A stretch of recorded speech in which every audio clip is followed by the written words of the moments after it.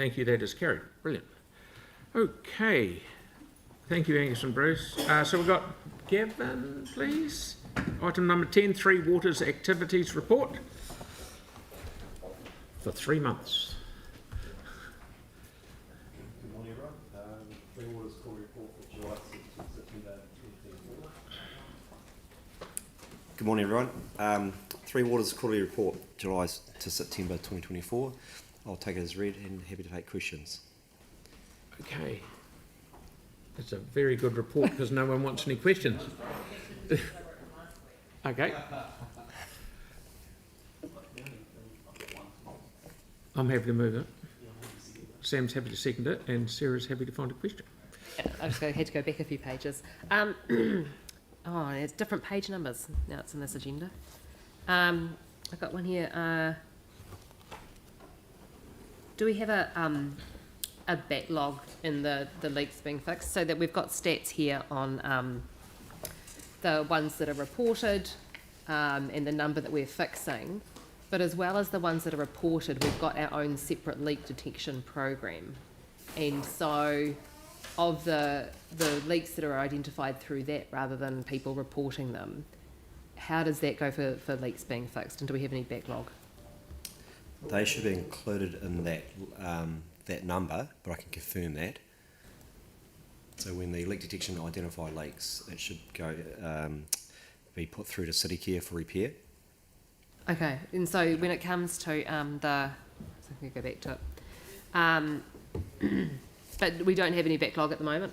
So of all of the leaks that are being reported by the community or identified through our leak program are managing to get fixed within a period of time?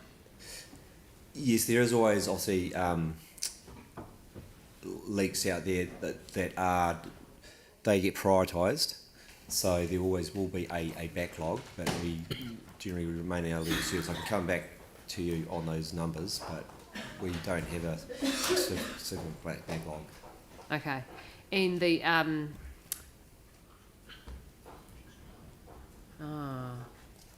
it used to be the old page 357. What were the non-compliances identified to the consent? I've got to find that now. Stormwater. Must be. That was in regards to condition 6. Yeah. Yeah. Could you explain that? Yeah, that was based on condition 6 as a annual reporting. So there was a number of areas that ECAN wanted to flesh out. So that has been actioned and completed, and going forward we won't have a non-compliance on the reporting. Okay. That's great. Thank you. All right. Yanni, please. Oh, sorry, Pauline, then Yanni. Just on the same page as that, which is 106, we talk about the quarter ahead from October to December this year, hosting the annual Community Waterways Partnership, HUI. Has that happened? I haven't seen anything. Or I don't believe it has. Can we please get some information about that, and so that we can look at attending that? And how is that working? Who's the new Clive Appleton leading that piece of work now? I need to confirm that there's, we do have someone against that. Yeah, because there is budget for that, isn't there? Correct. Okay. Thank you. All good. We've got Yanni, then Cal. Cool. So I was just wondering if we had any update on the, it's on page 102, with working with Te Mata Arawai on research into viruses in groundwater.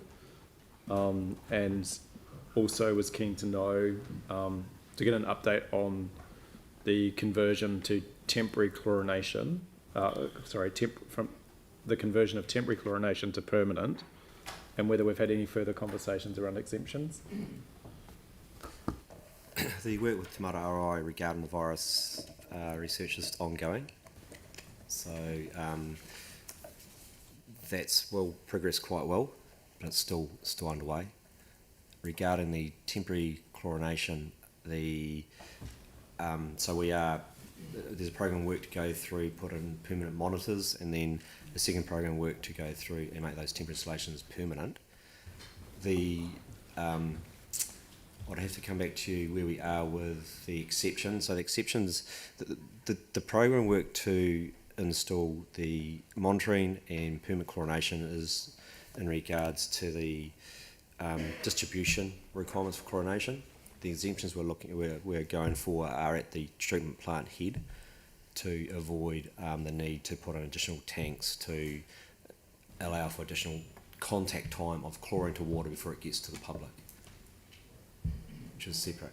Is it possible to get at some stage, like we've had people from Internal Affairs and Te Mata Arawai come and talk to us before, and my understanding was that they were quite open to working with us around the exemption for chlorine. I'm just concerned that we're spending a lot of money and doing things that will be very costly without trying to get everything we can to get chlorine out of our water. So is there a way that we could get an update from that previous discussion to actually understand? Because at the moment, my understanding is to get an exemption, we have to spend hundreds of millions of dollars and then apply for an exemption, which is that kind of where we got? If we want to get chlorine out of our water permanently. We can come back to you with a summary on that, but the exemptions we're going for at the moment are not for within the distribution. We have some zones we're trialling to get exemptions, we haven't succeeded. So we can come back to you with a summary of where we are with the exemptions that we've applied for and what discussions we've had with Te Mata Arawai. Yeah. And could we get advice on if we wanted to pursue an exemption for the main sector, the main zone, central zone? Rather, I know we've got exemptions for the small ones that we've applied for, but overall exemption. Yeah. We can give some guidance on what would be required. Yeah. Cool. And a time frame for the research. Do we? Yeah. Okay. Yeah. Thank Thank you. you, mate. And lastly, Kelly. Get on. Thanks, Kevin. I just heard recently that we, in terms of stormwater in marshlands, the ditches with the wood on the side, that we actually buy the wood from South America. Is that true? Sorry, we buy. So, you know those Timberline drains. timberline drains, down Marshland Road and around the Marshland area.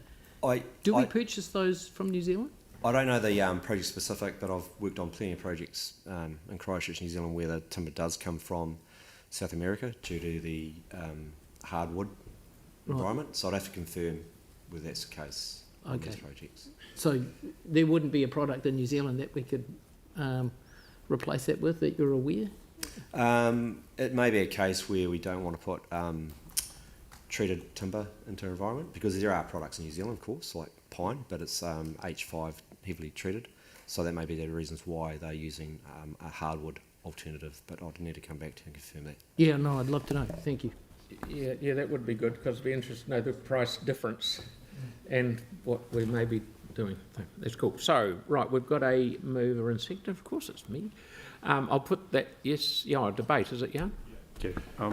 Just quickly, I just wanted to, first off, just acknowledge and thank the council staff and the community for the wonderful World Rivers Day event that was held. I don't know how many councillors were able to attend, but it was really, really cool. And staff and the community put a huge amount of effort into that event for World Rivers Day. So I just really wanted to personally say thank you. I thought it was a really excellent day to raise awareness. And the second point I just want to make is that I still think as a council we need to actively pursue removing the permanent chlorination into our city's water supply. And I was optimistic that the new government did seem to be making some indications that they would wanting to reduce inefficiencies and to look at things that were more pragmatic rather than what we were currently having to do, which is spend, my understanding is, hundreds of millions towards a system with relatively low risk. So I hope that we don't lose sight of the fact as a city that we want to take the chlorine out of our water supply, and we need to be looking at every opportunity we can to put pressure on the government to help us do that. Thank you. Right. With that, I'll put that motion. All those in favour? Against? Thank you. That is carried. Brilliant. Now we're up to Mark at planning and consents for an extreme